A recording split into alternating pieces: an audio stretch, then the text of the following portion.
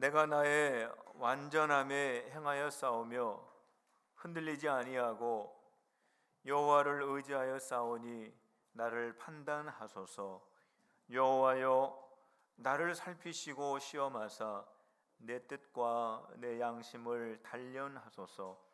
여호와여, 내가 무지함으로 손을 씻고 주의 제단에 두루 다니며 감사의 소리를 들려주고 주의 기이한 모든 일을 말하리이다. 오라, 우리가 서로 변론하자.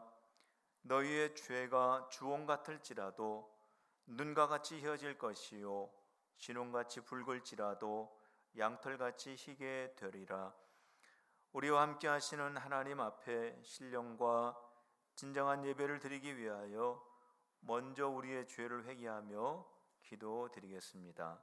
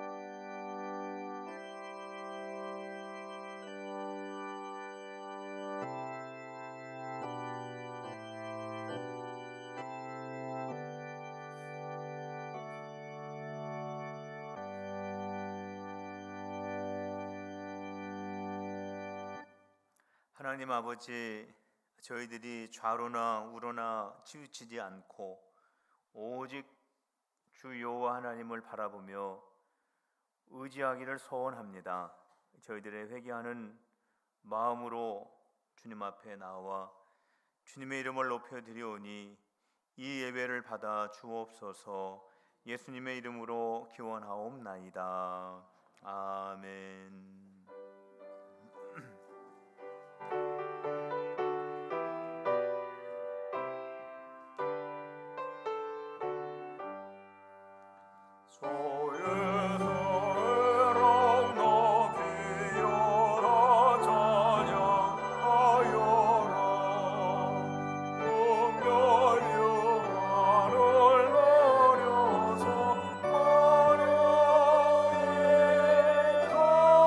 주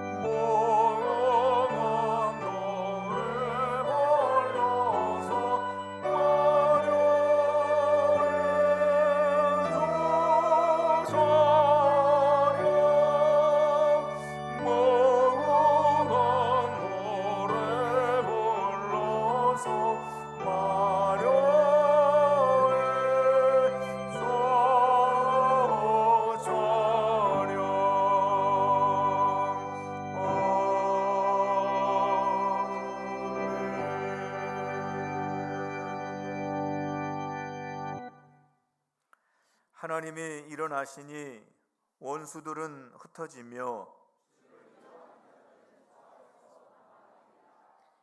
연기가 불려가듯이 그들을 몰아내소서.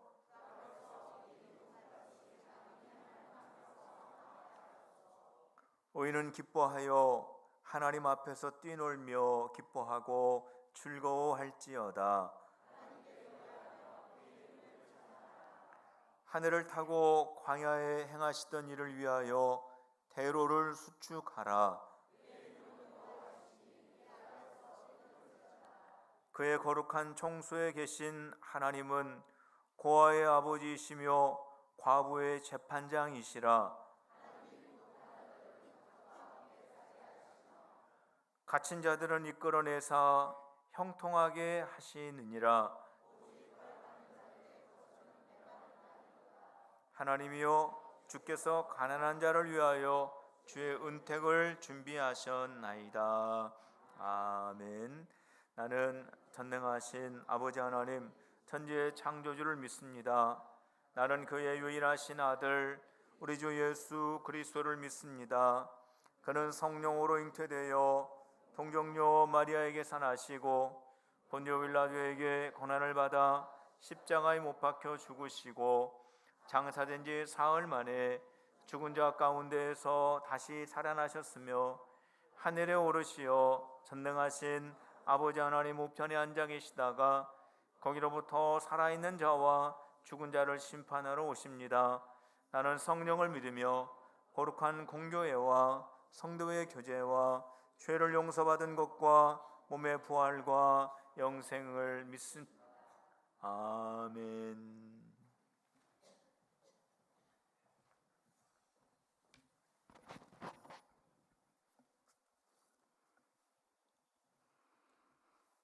거룩하신 하나님, 오늘 거룩한 성일 주님 전에 나와 예배와 찬양을 드릴 수 있도록 허락하심에 감사드립니다. 우리의 정성을 모두어 겸손히 순종하는 마음으로 거룩한 예배를 드리게 하옵소서. 계절의 여왕이라고 불리는 5월 가정의 날을 맞이하여 이 땅에 하나님께서 귀한 가정을 세워주시고 그곳에서 저희를 만나주시며 은혜로 인도해 주시니 감사합니다. 주님, 이 시간 모든 가정이 하나님을 주인으로 섬기며 행복을 누리도록 은혜를 내려 주시옵소서. 구하라 주실 것이요, 찾으라 찾아낼 것이요, 두드리라 열릴 것이니 라고 말씀하신 주님, 믿음으로 구하고 믿음으로 응답받게 하옵소서.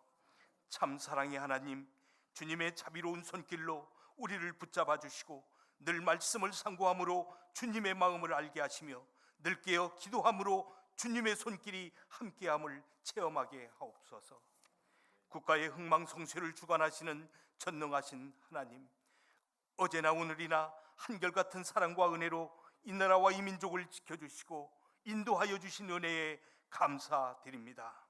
그러나 이 민족이 하나님의 이러한 은혜를 입고도 지금까지 복음의 빚진 자로 사명을 제대로 감당하지 못하고 있습니다. 자비로우신 하나님, 저희들의 불충과 연약함을 용서해 주시옵소서. 복받은 민족으로 주님 앞에서 바르게 살아갈 수 있도록 인도해 주시옵소서. 이 민족이 하나님의 나라와 의를 구하게 하시고 이정자들에게 지혜를 주셔서 살아계신 하나님을 경유하며 백성들을 잘 섬길 수 있도록 인도하여 주시옵소서. 우리 필그림교회를 사랑하시는 주님, 기쁨 충만, 성령 충만한 교회로 우리 하나님을 경유하며 순종하고 충성하는 공동체로서 이 지상에 살 동안 주님께 영광을 돌리며 이웃에게 사랑을 베푸는 따뜻한 교회가 되게 하여 주시옵소서. 특히 교회 안에 원치 않는 병마로 고통받고 신음하는 성도들을 하나님께서 긍휼히 여겨 주시옵소서. 특별히 청천벽력 같은 진단을 받고 힘들어하는 하나님의 충성스러운 딸을 기억하셔서 만병의 치유자가 되시는 하나님께서 안수하시고 어루만져 주셔서 치유하고 회복되는 역사가 일어나게 하옵소서. 우리의 모든 성도들의 눈물 어린 기도가 응답되어지는 놀라운 역사가 있게 하여 주시옵소서. 우리 주님으로 인해 기쁨이 넘치게 하옵소서. 우리의 모든 형편과 사정을 알고 계시는 그 주님만을 의지하며 살아가는 신실한 주의 자녀들이 다 되게 하여 주시옵소서. 오늘도 주님께 영광을 드리기 위해 온 마음과 정성을 다해 찬양을 준비한 필그림 찬양대 찬양을 우리 하나님 기쁘게 흠양하여 주시옵소서. 하나님의 귀한 말씀을 대언하실 목사님께 성령의 능력을 더하시어 우리의 심령에 깊이 닿을 수 있는 생명의 말씀이 선포되게 하여 주시옵소서. 하나님의 몸된 교회가 이 땅에서 더욱더 성장해 나가는데 조금도 부족함이 없게 하여 주시옵소서. 우리의 생명 되시는 고맙고 감사하신 예수 그리스도의 이름으로 기도드립니다. 아멘.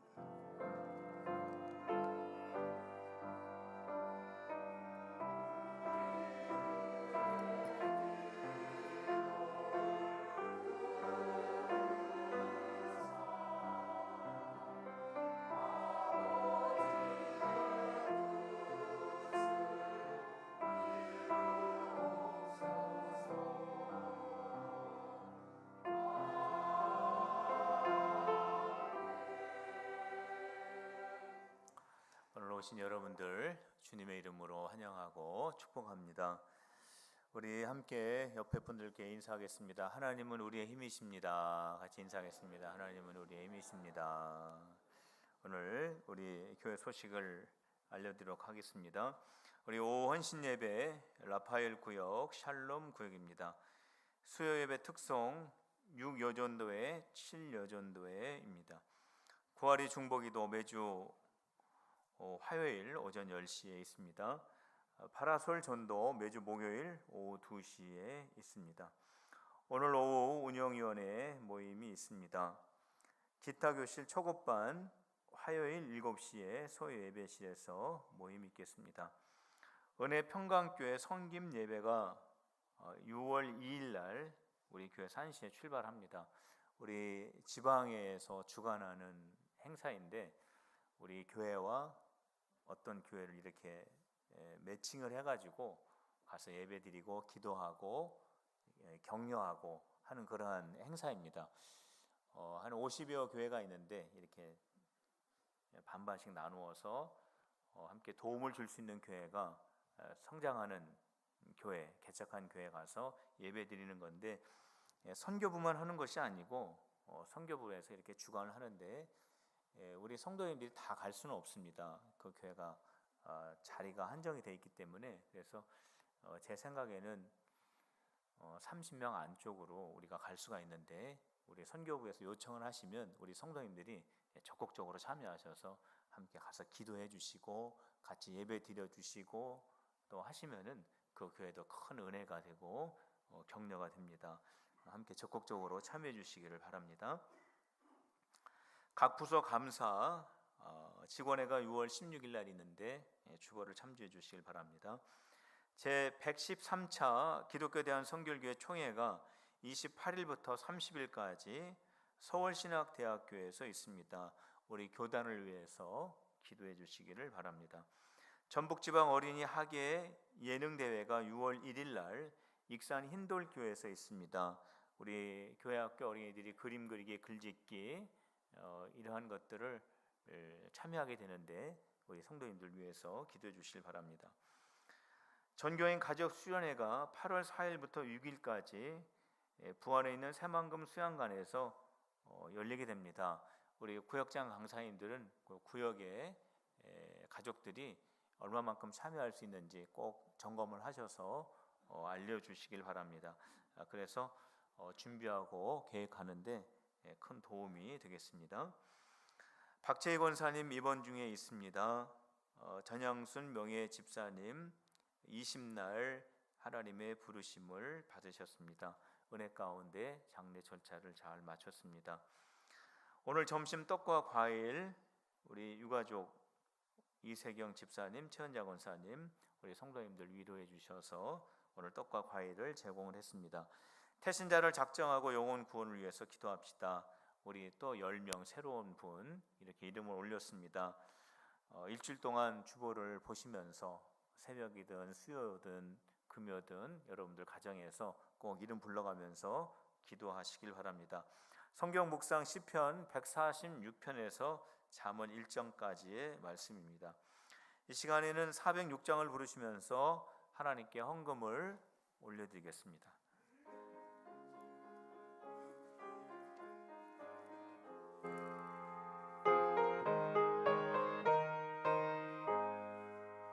고난의 영혼 견이실 것과 풍랑이로도 완전한 거고 폭풍까지도 다스리시는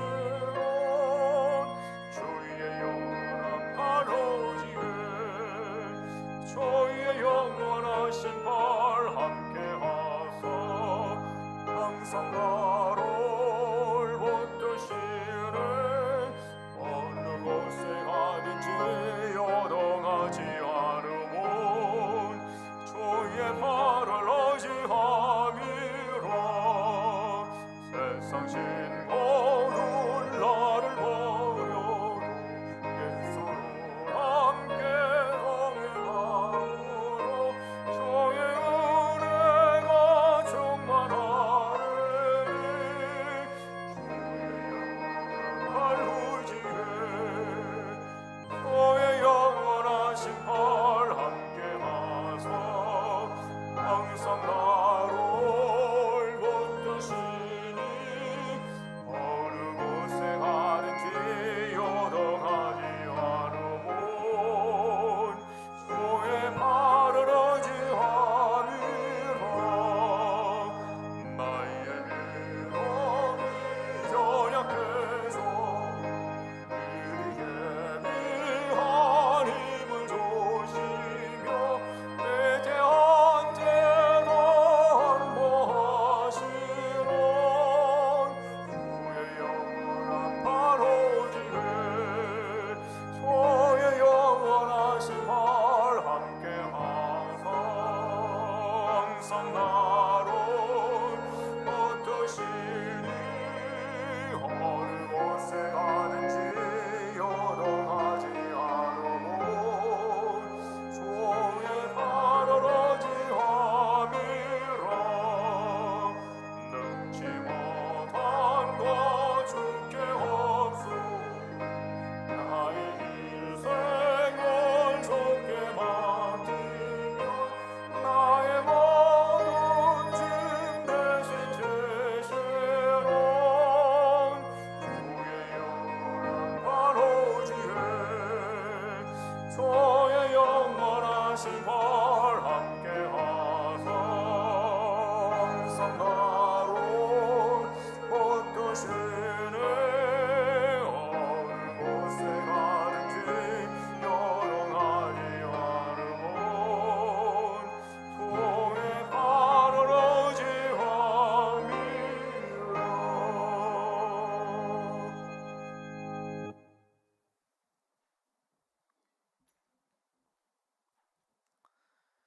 하나님 아버지,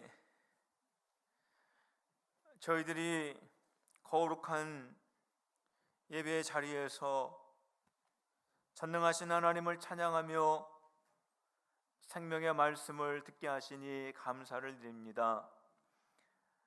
주님께서 저희들에게 영과 육의 건강함을 허락하지 아니하셨더라면 저희들이 어떻게 이 자리에서 주님 앞에 예배를 드릴 수 있겠습니까? 이 모든 것이 주님의 은혜인 줄을 알며 영광을 올려 드립니다. 저희들에게 베풀어 주신 구원의 은혜와 가정과 생업 그리고 사명을 주신 하나님 아버지께 마음과 정성을 담아 주정 헌금과 11조, 건축과 헌당 그리고 감사 예물과 일천번째 예물을 주께 올려 드리오니 저희들의 정성을 받아 주시옵소서. 주님 앞에 예물을 드리고 마음을 드리며 시간을 드리고 삶을 드리는 성도들에게 주님의 한없는 은혜를 부어 주옵소서. 자녀들에게는 요셉에게 주셨던 비전을 허락하여 주시고 젊은이 가정들에게는 믿음의 자녀들을 허락하여 주시며 연로하신 성도들에게는 영육간의 강건함을 허락하여 주시며 몸에 어떠한 질병이 있든지 예수 그리스도의 보혈로 씻어 주시옵소서. 성도들의 성업은 번성케 하여 주시옵소서. 필그림의 성도들이 태신자들을 품고 주님 앞에 기도할 때에 저희들이 품은 태신자들이 예수님을 영접하게 하시고 주님이 오시는 날까지 십자가와 부활의 복음을 증거하는 필그림 교회 복음의 구원선이 되게 하여 주옵소서. 주님의 말씀 앞에 저희들이 모여 있습니다. 전하는 자의 입을 통하여 살아계신 주님의 음성이 선포되게 하시고 듣는 자의 귀를 통하여 능력의 주님의 음성이 들려지게 하여 주옵소서. 예수님의 이름으로 기도하옵나이다. 아멘.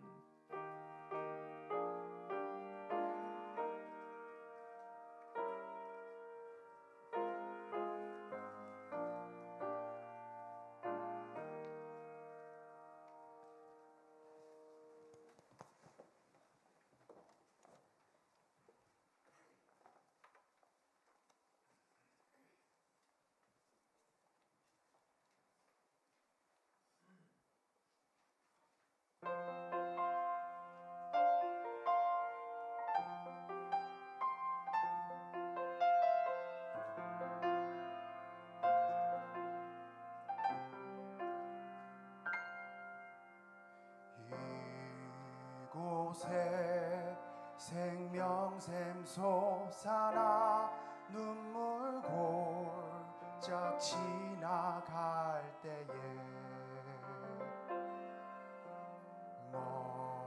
머잖아 열매 맺히고 웃음소리 넘쳐나리라.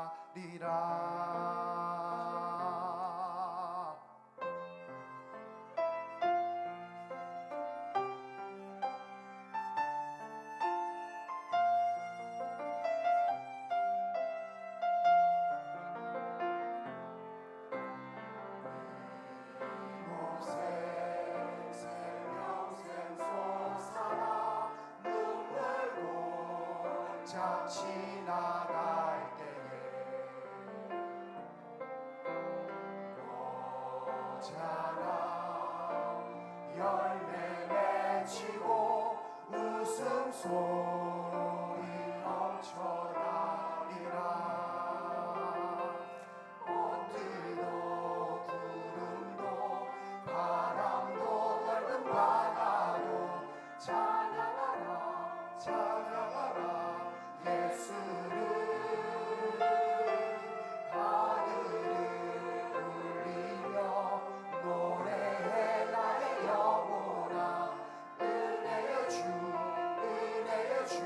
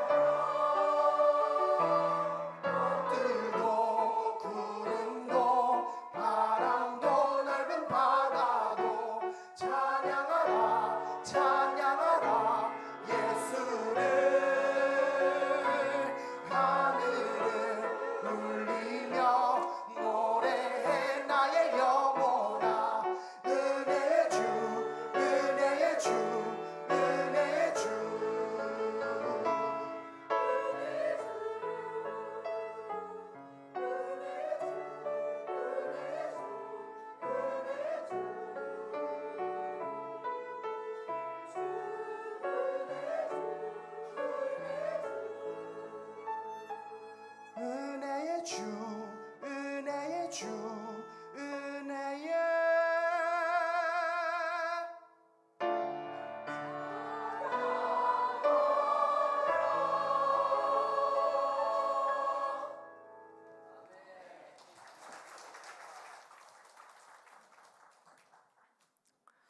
오늘 함께 보실 하나님의 말씀은 출애굽기 9장 4절부터 6절까지의 말씀입니다.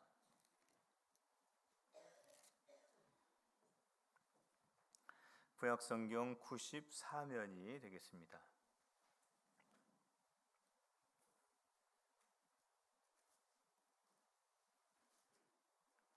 여호와가 이스라엘의 가축과 애굽의 가축을 구별하리니 이스라엘 자손에게 속한 것은 하나도 죽지 아니하리라 하셨다 하라 하시고, 여호와께서 기한을 정하여 이르시되 여호와가 내일 이 땅에서 이 일을 행하리라 하시더니, 이튿날에 여호와께서 이 일을 행하시니 애굽의 모든 가축은 죽었으나 이스라엘 자손의 가축은 하나도 죽지 아니한지라.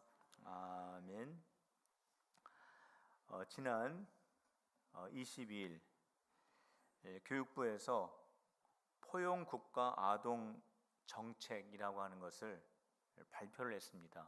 그 내용 가운데 어떠한 내용이 있냐면, 부모가 사랑의 매라고 하는 이름으로 자녀들을 체벌해서는 안 된다라고 하는 그러한 내용이 담겨져 있습니다. 그러니까 가정 안에서 부모들이 아동을 학대하는 이 일들이 너무나 많이 일어나고 있기 때문에 그것을 방지하기 위해서 만든 그러한 정책이죠. 2013년도에는 13,000개의 그 가정폭력이 신고가 되었습니다. 그런데 2017년도에는 3배가 증가했습니다. 그래서 34,000건의 사고가 신고가 되었어요. 대부분 가정 안에서, 그리고 부모님들이 자녀들에게 폭력을 행한 그러한 사건들이죠. 저도 이 기사를 읽어보면서 우리 아버님이 저에게 사랑의 매를 한 적이 있었나 생각해 보니까 딱 한 번 있었습니다. 기억을 해보니까. 그랬는데 그 기억이 너무나 생생하게 남아 있습니다. 그런데 제가 뭘 잘못했는지는 기억이 안 나고 맞은 기억밖에 없습니다. 제가 맞고, 그때 그 아버지가 밉고, 저는 맞았고, 제 마음은 미웠고, 지금 40년이 넘게 지나가는데도 그게 생생하게 기억나요. 뭘 잘못했는지는 기억이 안 납니다. 그리고 저희 자녀들이 셋이 있는데, 우리 자녀들에게 사랑의 매를 제가 댄 적이 있나 생각해 보니까 있었습니다. 사랑의 매를 댔는데, 지금 생각해 보니까 그 아들이 저에게 맞았어요. 그랬는데 이 녀석이 뭘 잘못했는지는 저 기억이 안 납니다. 저는 그 아들을 때린 거는 기억이 납니다. 근데 뭐가 기억이 나냐면, 제가 한 대 엎드려 뻗쳐 해가지고 빗자루로 때렸는데, 잘못했다고 좀 하면 좋은데, 둘째라고는 말하지 않겠지만 얼마나 고집이 센지, 아버지 잘못했어요 하면 한 대 때리고 제가 말려고 그랬거든요. 이놈의 자식이 얼굴이 빨개지면서 잘못했다고는 안 하는 거예요. 그러면서 제 성질이 거기에 막 합쳐지는 겁니다. 그러면서 그 둘째를 그렇게 제가 매질을 한 적이 있었습니다. 끝까지 잘못했다고 안 했습니다. 그래서 제 풀에 제가 그만뒀습니다. 너무 때리면은 얘가 안 될 것 같아가지고. 저녁 때 잘 때 이렇게 보니까 너무 막 빨개가지고 터져가지고 그런 기억이 나거든요. 물론 이렇게 해서는 안 되죠. 뭘 잘못했는지 그것을 깨닫게 하는 그런 체벌이 돼야 되는데, 그거는 없고 그 부모의 감정이 그 자녀들에게 함께 동반이 되면서 되는 이 체벌은 있어서는 안 된다라고 하는 그런 취지가 여기에 담겨져 있는데, 근데 문제는 뭐냐면 그래도 자녀들이 잘못했을 때는 훈계를 해야 되지 않겠습니까? 그런데 그 훈계가 가정 안에서 사라지고 또 그 훈계를 했을 때 자녀들이 듣지 않고 순종하지 않는 이러한 것이 있어서는 안 되는데 하는 그러한 우려의 목소리도 많이 있습니다. 하나님께서 바로에게 이스라엘 백성들 내보내라 라고 말씀을 하셨는데 바로는 듣지를 않았습니다. 그래서 하나님께서 10가지의 재앙을 내리죠. 이 10가지의 재앙이 다 맞춰지기까지 바로는 하나님의 말씀을 받아들이지 않습니다. 이 10가지 재앙이 다 맞춰지고 나서야 비로소 이스라엘 백성들을 나가게 했습니다. 바로가 처음에 하나님 잘못했습니다 하고 이스라엘 백성들 내보냈더라면 그 어려운 과정을 지나가지 않았을 텐데 하는 그러한 생각을 해보게 되죠. 바로가 하나님의 말씀을 거부하면서 출애굽의 역사가 지연이 됩니다.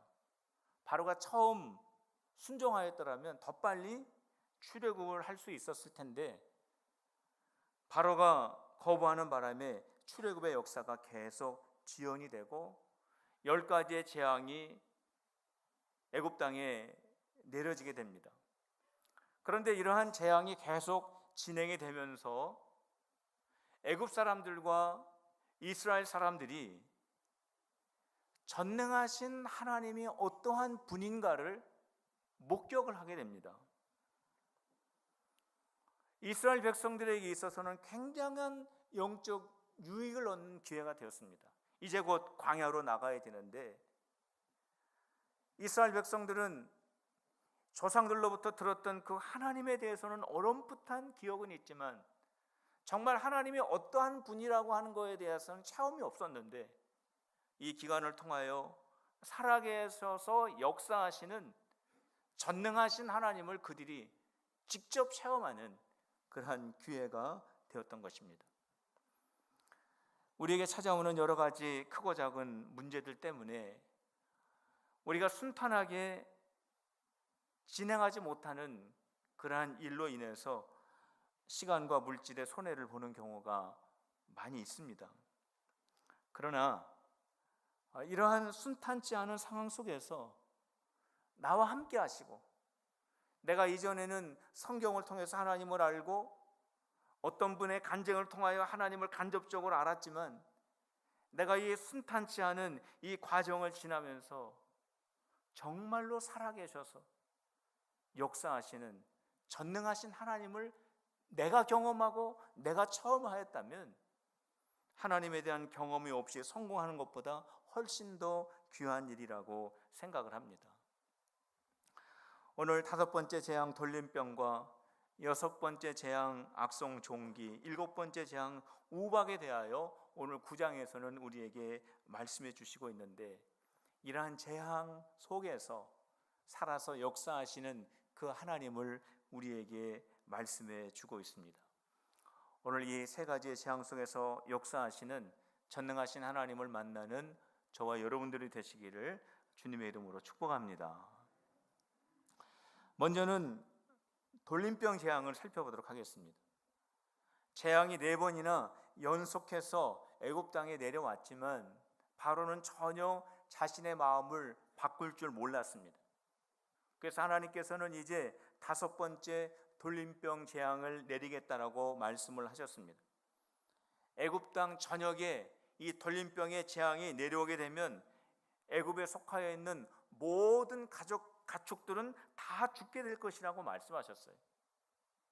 그런데 하나님께서 여기에 한 가지 말씀을 더해 주셨는데 애굽 땅에 있는 모든 가축은 다 죽게 되지만 이스라엘에게 속한 가축들은 한 마리도 죽지 않을 것이다 말씀하셨습니다.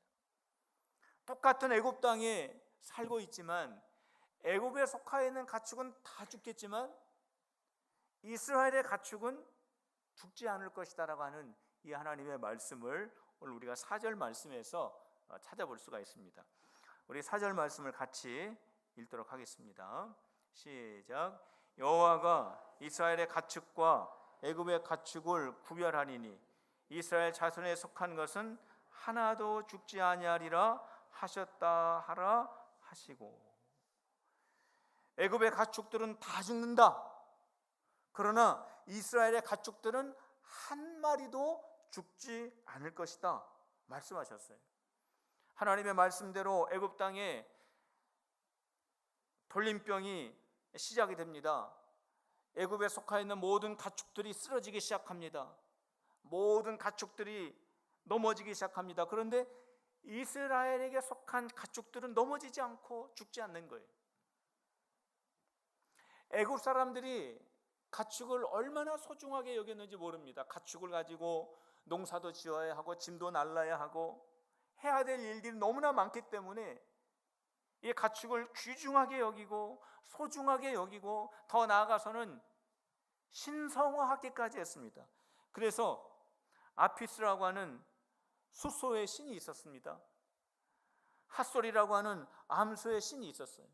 그래서 이러한 신들을 섬기면서 이 신들이 우리 애굽이 소중하게 여기는 이 가축들을 다 지켜준다라고 믿었습니다.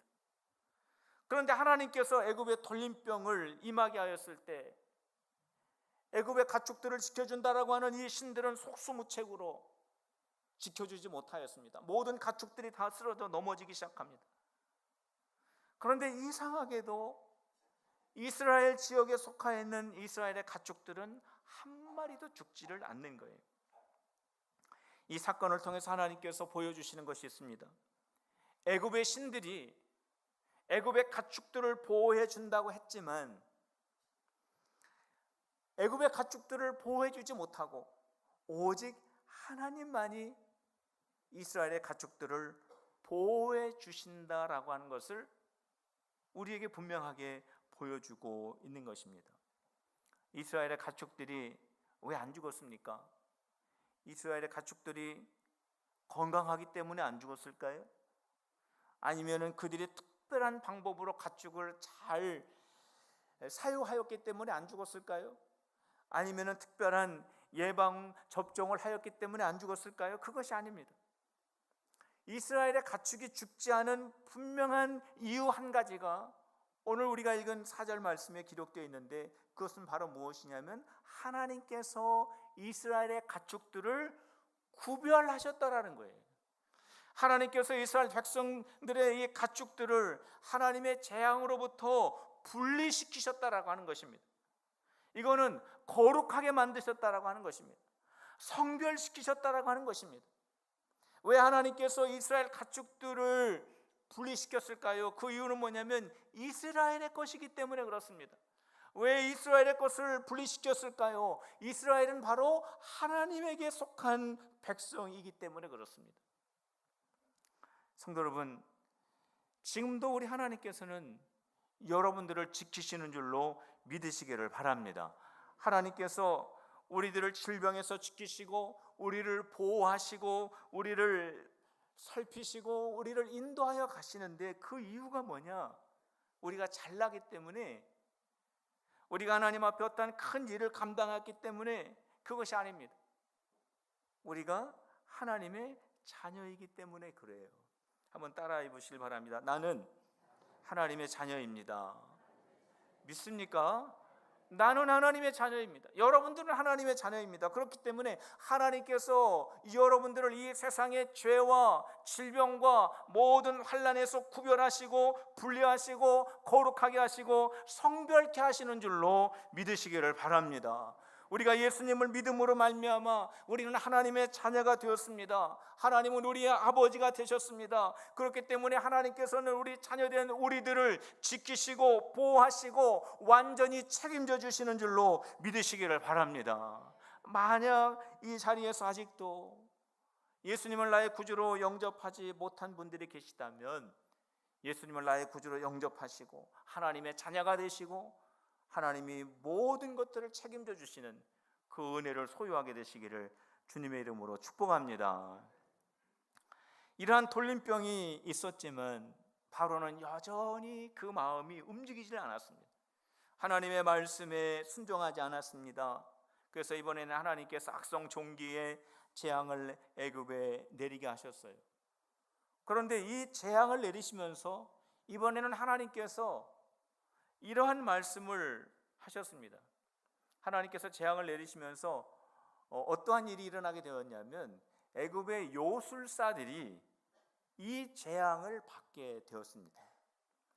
애굽의 요술사라고 하는 이 사람들은 어떠한 사람들이냐면 요술 부리는 사람들입니다.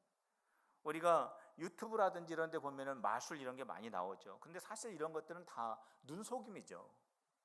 어떤 카메라의 조작이라든지 그런 것들입니다. 어떤 연출된 그러한 것들이에요.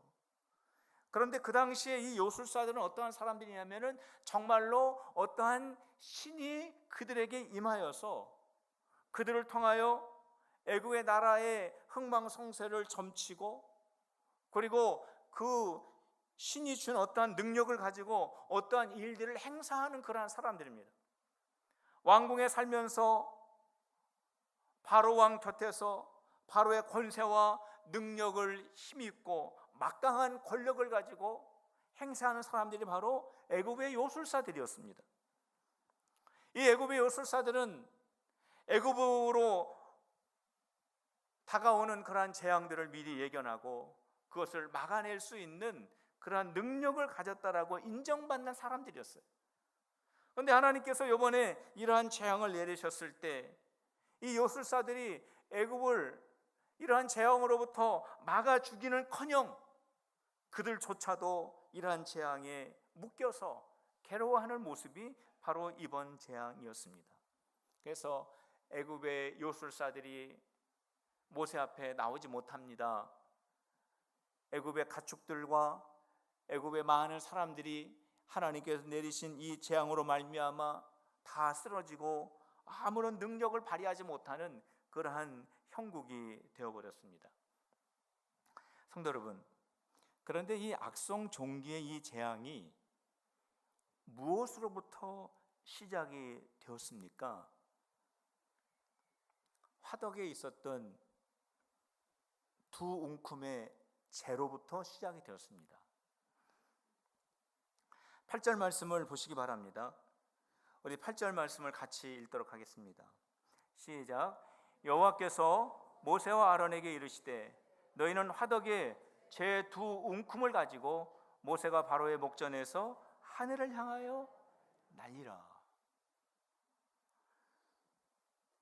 화덕의 재, 다 타고 남은 재, 식어버린 재, 모세가 자기의 손으로 그 재를 움켜쥐고 자기의 입가에 대고 후 불면 공중에 확 날려버려서 사라지는 이 먼지와 같은 이 재로부터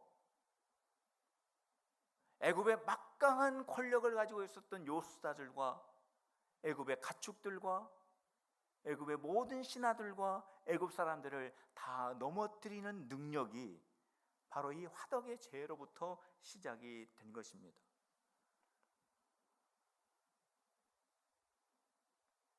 두 웅큼의 재, 아무것에도 쓸데없는 그러한 재라고 할지라도 하나님께서 이것을 사용하시면 큰 능력을 발휘한다라고 하는 것을 오늘 이 사건을 통하여 우리에게 말씀해 주시고 있는 것입니다. 이스라엘 백성들은 화덕에 타다 남은 식어버린 재와 같은 백성들입니다. 430년 동안 애굽에서 노예로 살아왔기 때문에 그들에게는 아무런 어떠한 생각과 비전과 능력과 소망을 가질 수 없는 그러한 삶을 그들이 430년 동안 살아왔습니다. 아무런 힘도 없고 아무런 능력도 없고 무엇을 추진할 만한 어떠한 그 근거를 갖고 있지 않은 백성들이 바로 이스라엘 백성들이 화덕에 식어버린 채 아무것에도 사용될 수 없는 바로 그러한 재와 같은 이스라엘 백성들이 전능하신 하나님의 손에 붙잡히게 되면 그들이 애굽에서 출애굽하여 광야를 통과해서 하나님의 땅, 약속의 땅, 가나안 땅을 차지하는 백성이 될 것이다 라고 하는 것이 오늘 이 말씀 속에 담겨져 있는 메시지인 것입니다.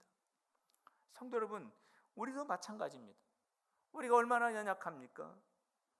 우리는 원래부터 이러한 먼지로 만들어진 것이 아닙니까?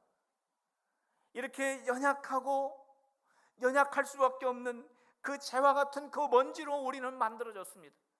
그러나 우리 안에 하나님의 생기가 들어감으로 말미암아서 우리는 생명이 되었습니다. 영원한 존재가 되었습니다. 어떻게 무가치한 진흙과 같은 이러한 그 흙에서 영원한 가치를 가진 그러한 존재가 되었습니까? 하나님의 영이 이 가운데 임하심으로 말미암아 가능하게 된 것입니다. 성도 여러분, 우리가 아무리 연약할다 할지라도 전능하신 손이 우리를 붙잡을 때 재와 같이 연약한 깨어지기 쉬운 질그릇과 같은 우리를 통하여 창조자 하나님, 전능하신 하나님의 능력이 나타나는 줄로 믿으시기를 바랍니다. 하나님께서는 오늘 이 시간 여러분들을 붙잡기를 원하십니다. 430년 동안 노예 생활하면서 이스라엘에 붙잡혀서, 애굽에 붙잡혀서 재와 같은 아무런 가치 없는 인생을 살았던 이스라엘 백성들을 하나님께서 붙잡았던 것처럼 오늘 이 시간 우리를 붙잡기를 원하십니다. 전능하신 하나님의 손에 붙잡히는 여러분들 오늘 이 시간이 되시기를 주님의 이름으로 축원합니다. 여러분들의 마음속에 두려움이 있습니까? 몸에 어떠한 질병이 있습니까? 가정에 어려움이 있습니까? 생업이 막막합니까? 내 삶이 지금 어두운 터널을 지금 지나가고 있습니까? 그래서 이러한 모든 것 때문에 나는 정말 재와 같이 무가치한 인생이라고 자포자기하면서 오늘 이 자리에 혹시 계신 분이 계십니까? 우리 하나님께서 바로 그분을 붙들기를 원하십니다. 하나님의 전능하신 손에 붙잡히는 여러분들이 되시기를 바랍니다. 여러분들 있는 모습 그대로를 창조자 하나님, 전능하신 하나님의 손에 올려 드리시기를 바랍니다. 그때 우리를 통하여 하나님의 능력이 나타나는 것입니다. 두려워 말라, 내가 너와 함께함이라. 놀라지 말라, 나는 너의 하나님이 됨이라. 내가 너를 굳세게 하리라. 참으로 나의 의로운 오른손으로 너를 붙들리라. 우리 주님의 손에 붙잡히는 필그림이 되시기를 주님의 이름으로 축원합니다. 마지막으로 하나님께서는 우박의 재앙을 내리시겠다고 말씀하셨습니다. 이 정도가 되면 바로의 마음도 흔들리고 하나님을 향하여 그 마음이 열려져야 되는데 얼마나 바로의 마음이 길가와 같이 단단한지 하나님이 그렇게 말씀하시고 그렇게 깨닫게 해주셔도 바로의 마음은 전혀 움직이지 못했습니다. 그의 마음은 완전히 닫혀져 있었습니다. 그의 마음은 길가와 같이 하나님의 그 말씀과 하나님의 징조를 깨닫지 못하는 그 아주 완악한 마음이라고 성경에 기록되어 있습니다. 하나님께서 이 재앙을 내리시면서 우박은 이전에 없었던 우박이 내릴 것이다. 하나님이 말씀하신 대로 우박이 내리기 시작합니다. 하늘에서 우박이 내리기 시작하는데 우박만 떨어지는 것이 아니라 불덩이도 같이 떨어지게 됩니다. 얼음과 불이 함께 떨어지게 됩니다. 전능하신 하나님만이 하실 수 있는 능력이 하늘 위에서부터 떨어지기 시작합니다. 애굽 땅에 있는 모든 채소와 짐승과 사람들이 이 불덩이 우박을 맞으면서 모두 다 깨어지기 시작합니다. 이 우박의 재앙을 통하여 하나님께서 한 가지를 말씀하셨습니다. 이 우박 재앙이 중요한 게 아니라 이 재앙을 통하여 애굽이 하나님의 재앙 가운데 있는 것이 중요한 것이 아니라 이 재앙을 통해서 하나님이 어떤 분인지를 좀 알았으면 좋겠다 하는 말씀을 여기에 덧붙이고 계셨습니다. 하나님과 같은 분은 없는 줄로 알기를 원한다라고 하는 말씀을 덧붙이고 있습니다. 오늘 14절 말씀입니다. 우리 14절 말씀 우리 같이 읽도록 하겠습니다. 시작. 내가 이번에는 모든 재앙을 너와 내 신하와 내 백성에게 내려 온 천하에 나와 같은 자가 없음을 내가 알게 하리라. 우박 재앙이 중요한 게 아니라 제발 좀 여호와 하나님이 누구인지를 좀 알기를 원한다. 주님 말씀하신 거예요. 하나님께서 애굽에 재앙을 내려서 바로의 마음을 완전히 꺾으시고 이스라엘 백성들을 애굽에서 나가게 하는 것도 목적이지만 이것과 함께 더 중요한 목적이 있다면 하나님이 어떠한 분인지를 아는 겁니다. 하나님과 같은 분이 없다라고 하는 것을 아는 것입니다. 애굽 사람들이 의지하였던 그 신이 하나님과 비교할 수 없다라고 하는 것을 아는 것입니다. 하나님만이 모든 신위의 신이요 유일한 창조자 하나님이라고 하는 것을 애굽도 알고 이스라엘도 알기를 원하셨다라고 하는 거예요. 이스라엘 백성들이 애굽에서 살다가 애굽에서 해방되어 가지고 이제는 노예의 신분이 아니라 자유의 몸이 되어서 우리는 너무나 좋다라고 하는 것도 중요하지만 이게 중요한 것이 아니라 이스라엘이 하나님이 어떠한 분인가를 아는 게 중요했다라는 것. 이러한 돌림병을 통하여 하나님에게 속한 자는 하나님께서 머리털 하나도 상치 않게 하시는 보호자 하나님을 알고 쓸데없는 화덕죄도 하나님의 손에 붙잡히면 큰 능력이 나타난다라고 하는 것을 알기를 원했다라는 거예요. 우리도 하나님께서 우리의 문제를 해결해 주셨어. 우리의 문제를 해결해 주셔서 너무나 좋다. 이 문제가 해결돼서 너무나 좋다. 사람이 해결할 수 없는 문제, 내가 이제까지 살아오면서 해결할 수 없던 이 문제가 해결돼서 좋다. 문제 해결돼서 좋다. 여기에 만족하는 것이 아니라 우리는 그 문제를 해결하신 하나님을 아는 것이 더 중요하다라고 하는 것입니다. 성도 여러분, 따라해 보시기 바랍니다. 하나님을 알자. 힘써 알자. 하나님이 이걸 더 중요하게 여기시는 거예요.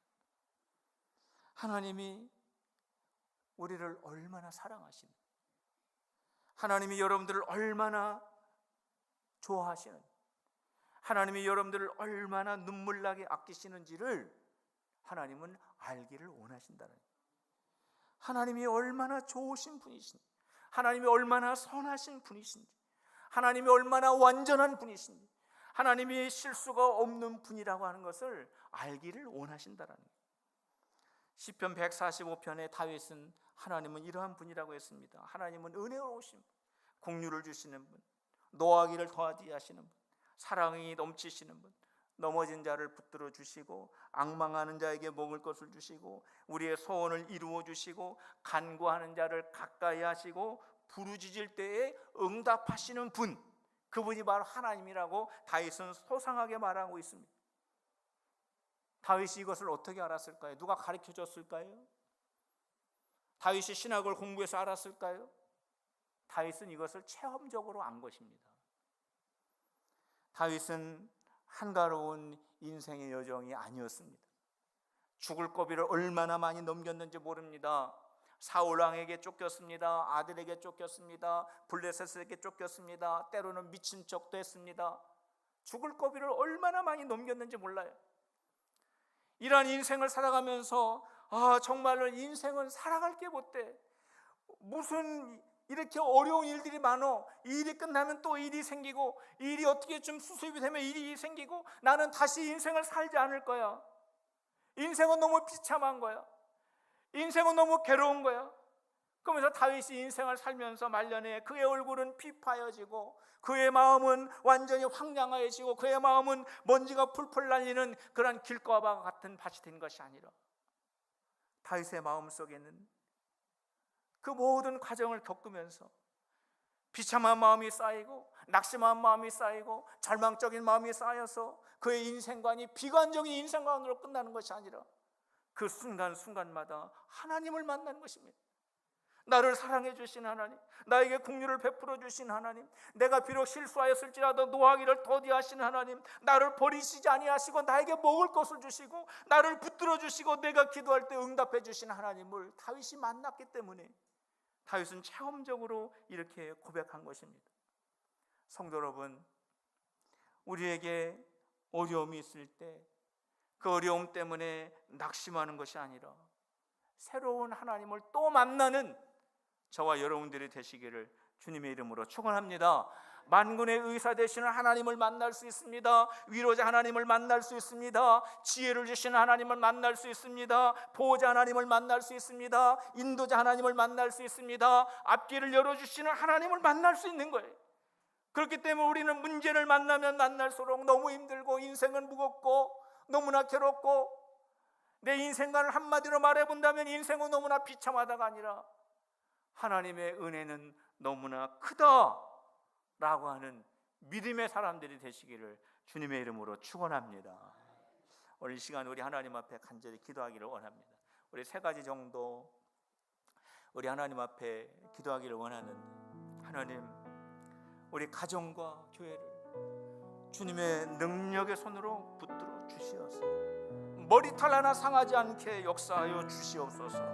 아버지 하나님, 질그릇과 같이 깨어지긴 우리지만 우리를 통하여 질그릇이 나타나는 것이 아니라 전능하신 하나님의 능력이 나타나기를 원합니다. 하나님, 우리가 주님 앞에 설 때까지 하나님을 알아가는 믿음의 사람이 되게 해달라고, 우리 통성은 아니지만 우리의 목소리를 모아서 하나님 앞에 올려드리길 원합니다. 우리 한 목소리로 우리 하나님 앞에 기도하도록 하겠습니다. 할렐루야.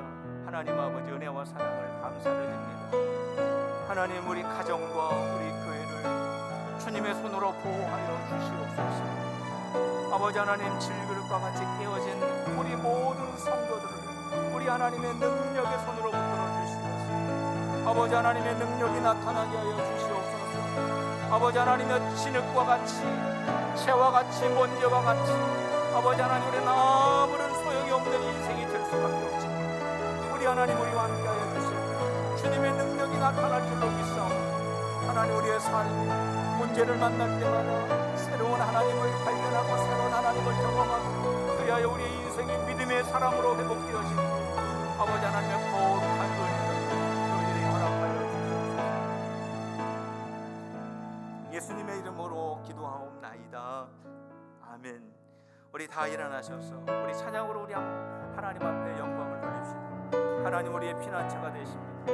하나님, 우리의 능력이 되십니다. 우리 찬양으로 주님 앞에 고백하겠습니다.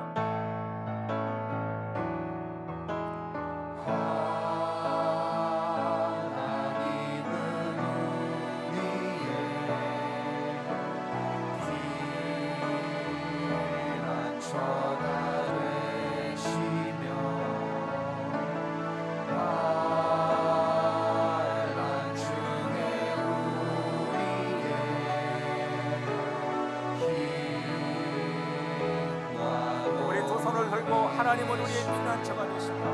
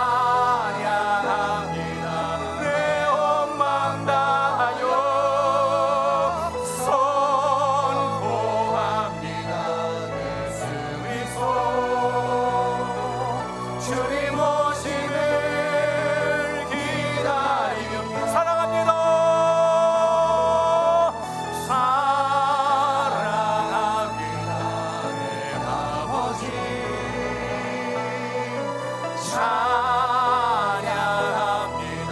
내 욕망 다하여 선포합니다. 예수 그리스도 주님 오심을 기다리며 주님 오심을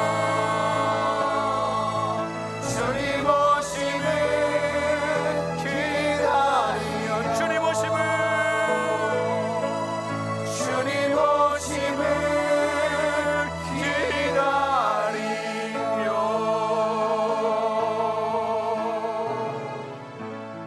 하나님 아버지, 저희들을 모든 환난에서 구별하여 주시옵소서.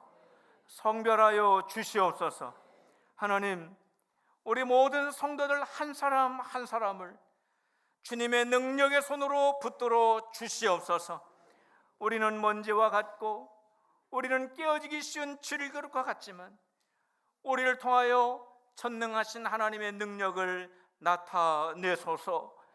이제는 우리 주 예수 그리스도의 은혜와 하나님 아버지의 사랑과 성령님의 교통하심이 전능하신 하나님, 나의 하나님을 바라보며 앙망하는 우리 모든 성도들 위해 이제부터 영원토록 함께하여 주시옵기를 간절히 축원하옵나이다. 아멘.